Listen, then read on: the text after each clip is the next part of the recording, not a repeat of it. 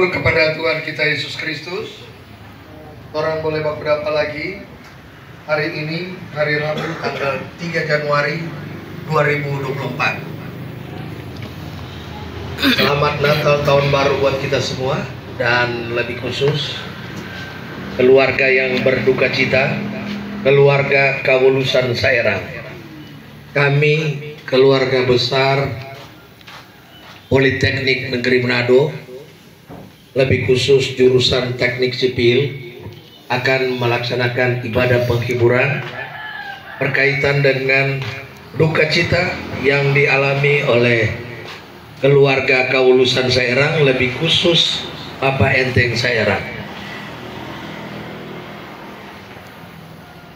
Ibadah penghiburan atas meninggalnya Ibu Agustina Saerang yang telah dipanggil Tuhan pada hari Minggu 31 Desember 2023 pada usia 92 tahun 4 bulan 24 hari, dan yang akan menjadi kadim pada ibadah kita ini adalah Bapak Pendeta Yodi Peru. Sebelum dimulai, mari kita bangkit berdiri, kita menyanyi Kasih dari Sorga. Kasih dari sorga memenuhi tempat ini, kasih dari Bapa sorgawi, kasih dari Yesus mengalir di hatiku, membuat damai di hidupku, mengalir kasih dari tempat tinggi, mengalir kasih dari tahta Allah Bapa, mengalir, mengalir, mengalir dan mengalir, mengalir memenuhi hidupku. Diundang kepada Kadin untuk memimpin secara tunggal ibadah penghiburan pada pagi hari ini.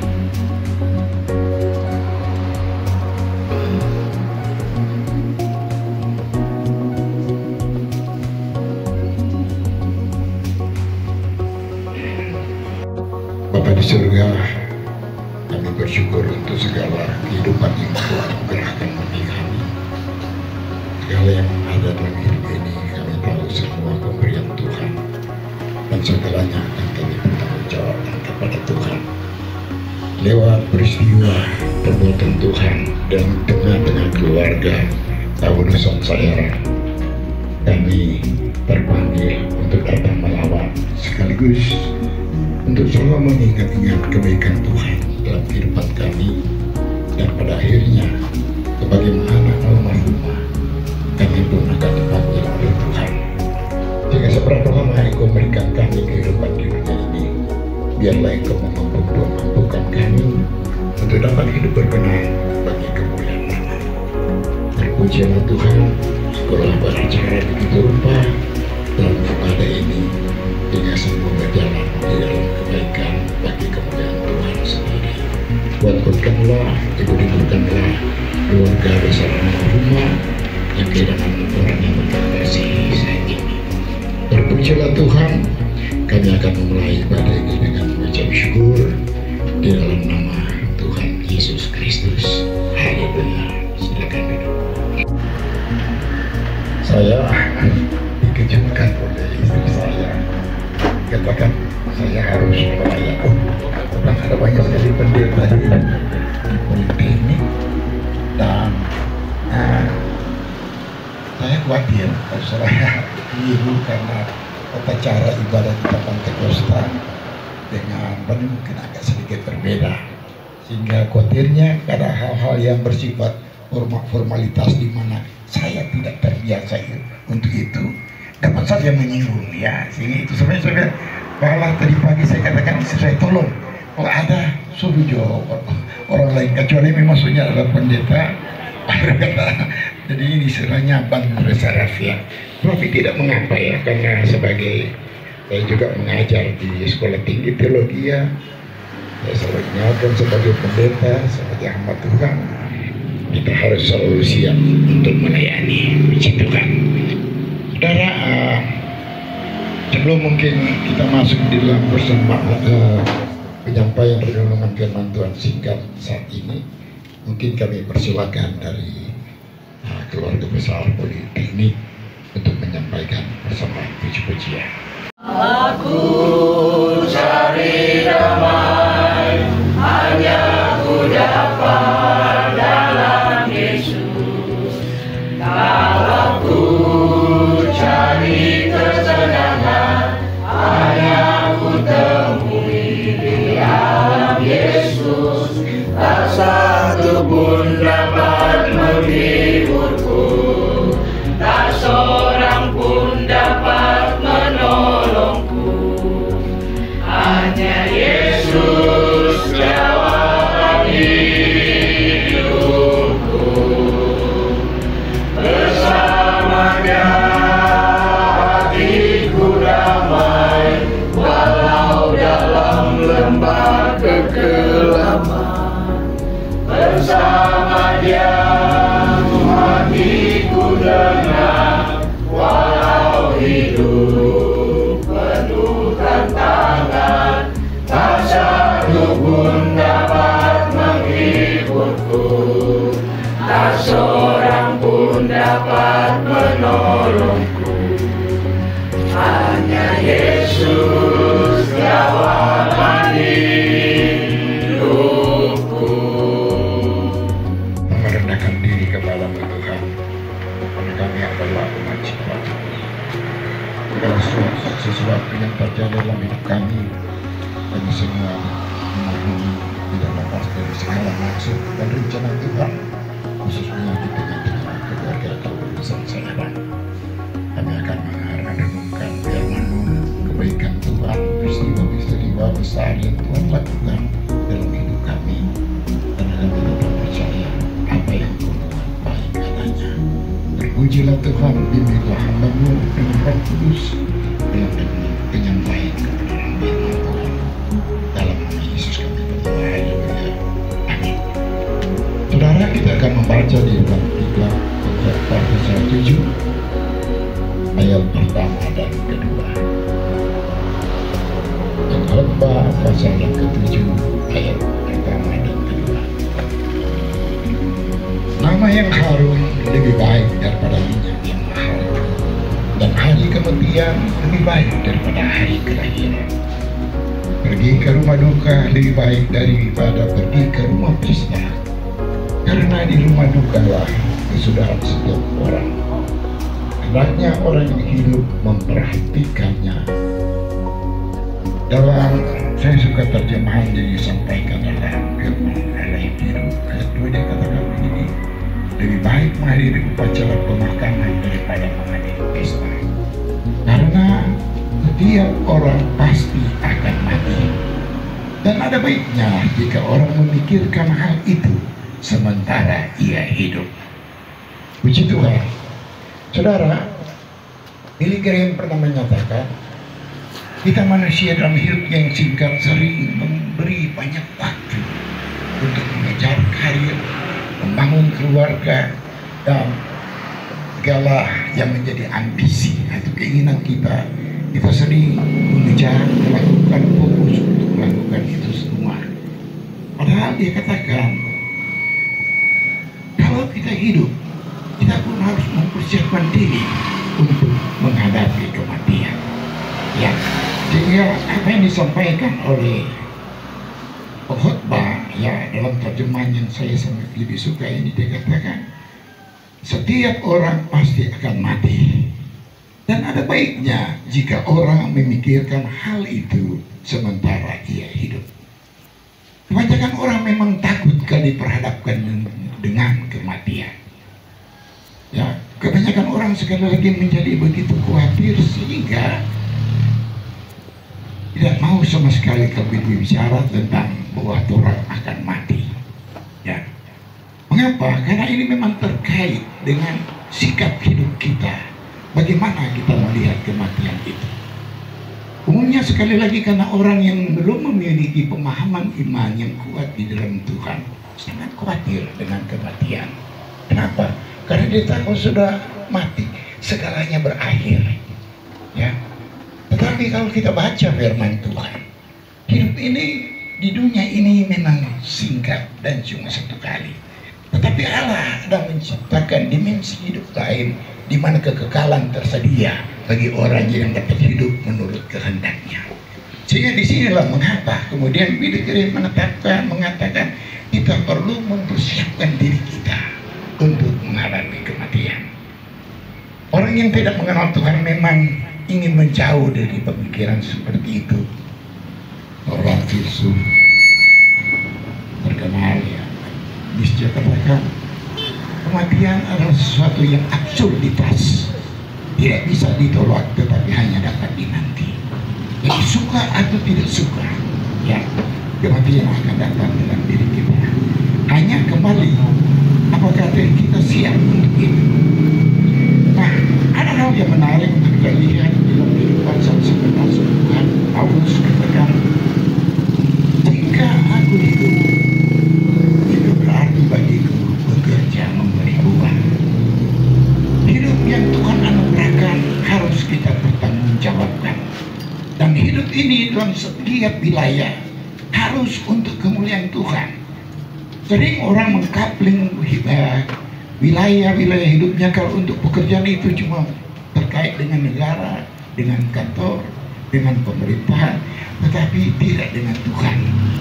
Padahal sekali lagi Paulus mengatakan, baik kamu makan, kamu minum, lakukan bagi kemuliaan Tuhan. Mengapa ada banyak tiba-tiba kita lihat pimpinan-pimpinan, ya orang-orang yang terkemuka, boleh dikatakan juga orang-orang yang takut Tuhan, tetapi kemudian terjebak dalam kasus-kasus korupsi.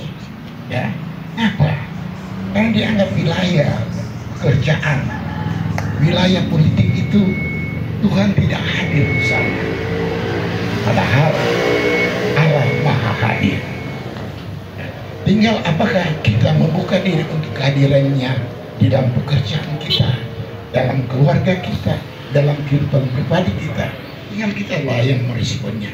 Memang Tuhan tidak pernah memaksa untuk saya dan saudara menerima Dia berkuasa dalam hidup kita. Tetapi konsekuensi hidup karena kita dibentuk oleh Tuhan, dipanggil oleh Tuhan, diciptakan untuk kemuliaan Tuhan. Maka mau tidak mau hidup ini kita harus lakukan bagi kemuliaan Tuhan. Dari sinilah baru hidup itu bermakna. Dari sinilah kemudian cara menghadapi kematian bagi orang yang beriman dengan yang bukan beriman sangat berbeda. Saya ingat dulu ada almarhum Pendeta William Teguh Alu, pada saat dia semua meninggal, kita anak banyak pendeta nak kasih. Akhirnya Bapak William Teguh dipanggil ke anak yang Ferry gitu.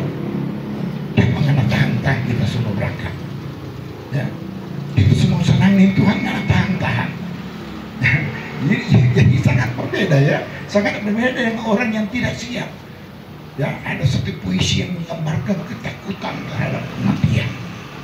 Tetapi inilah, kalau kita sekali lagi sudah hidup sesuai dengan yang dikatakan oleh Paulus, berbuah bagi Tuhan, maka kita tidak akan takut.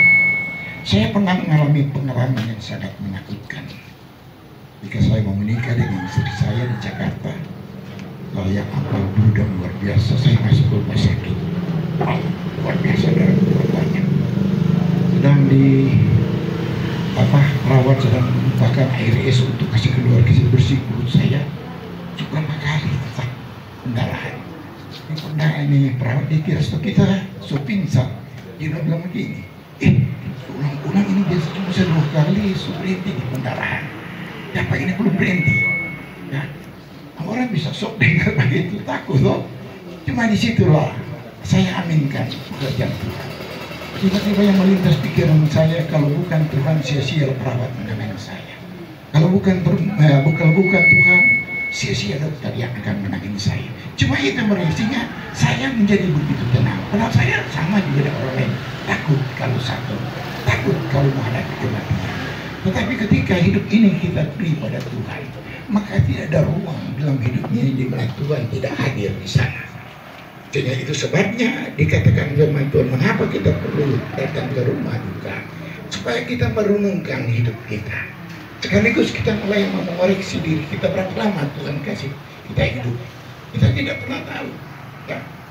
Nah, anak muda tetangga kami semeklar, tiba-tiba cuma berunding muntah darah, meninggal. Masih muda 20 tahun. Ya, saya sudah beberapa kali, tetapi inilah misteri kehidupan. Sehingga disinilah Tuhan ingin bagi saya dan saudara, selagi kita hidup, dimanapun kita berada, dimanapun kita berkarya, mari kita berkontribusi bagi kemuliaan Allah. Jangan hidup untuk diri sendiri, jangan hidup untuk kepentingan diri sendiri, tapi hiduplah bagi kemuliaan Tuhan. Sebab ketika jalani ini yang kita pilih, ketika kita membuka ruang seluas-luasnya dalam wilayah hidup kita bagi Tuhan, maka Dia akan memandu cara kerja kita, Dia akan memandu cara hidup kita, Dia akan memandu cara kita berkeluarga. Karena apa Tuhan yang lakukan itu baik. Bekerja memberi buah, mencerminkan kehidupan seperti apa yang sudah kita miliki di surga. Karena Tuhan katakan apa yang kita ikat di bumi terikat di surga. Dari sikap hidup kita mencerminkan saudara kapling di surga atau jannah.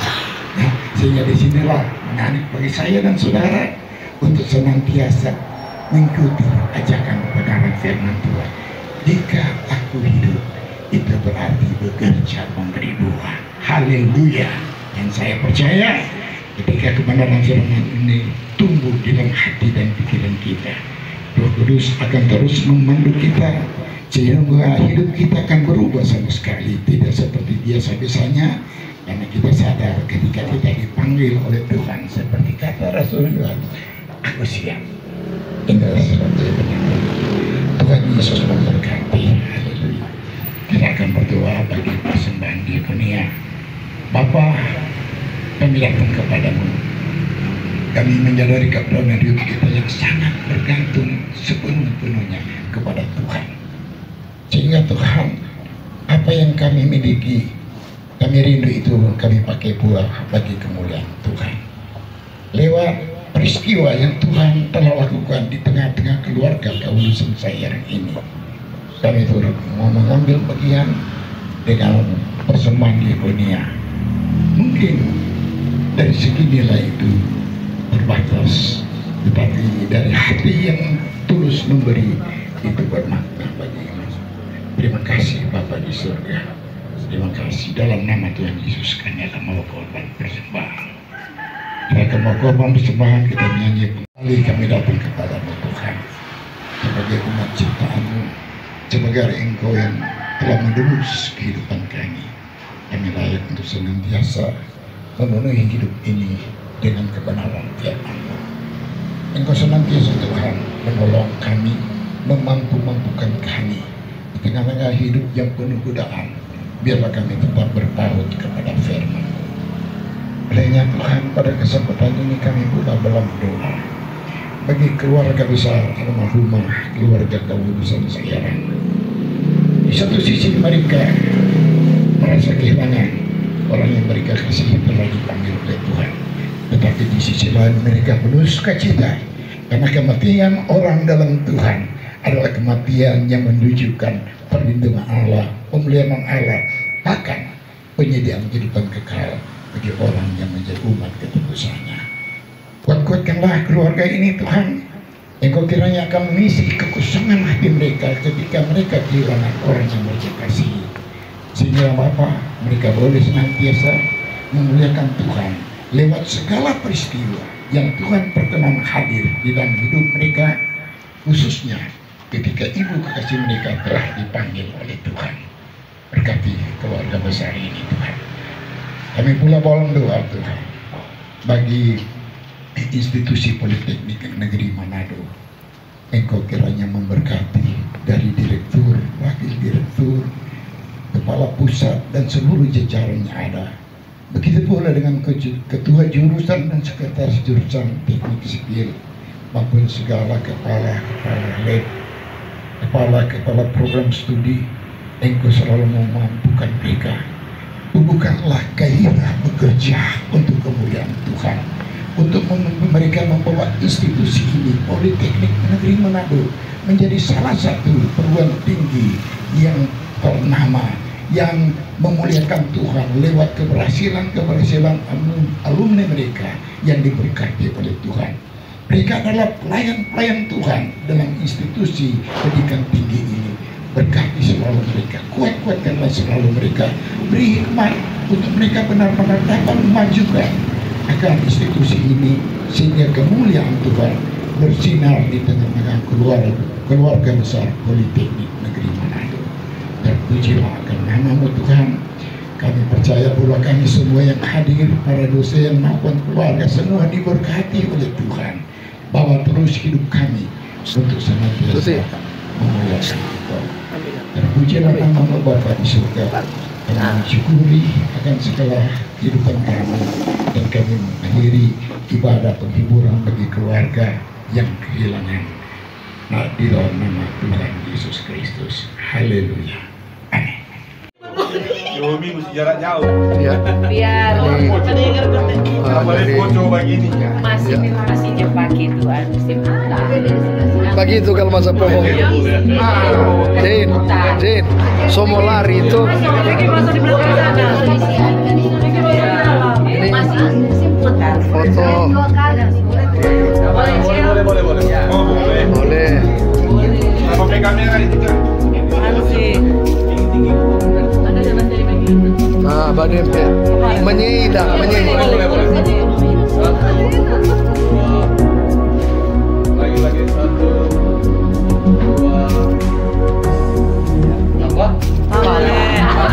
yang bilang dan tersenyum. Ya, 1, 2.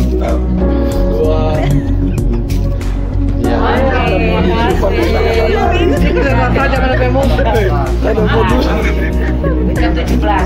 Oke ya. Bagaimana kalau saya foto?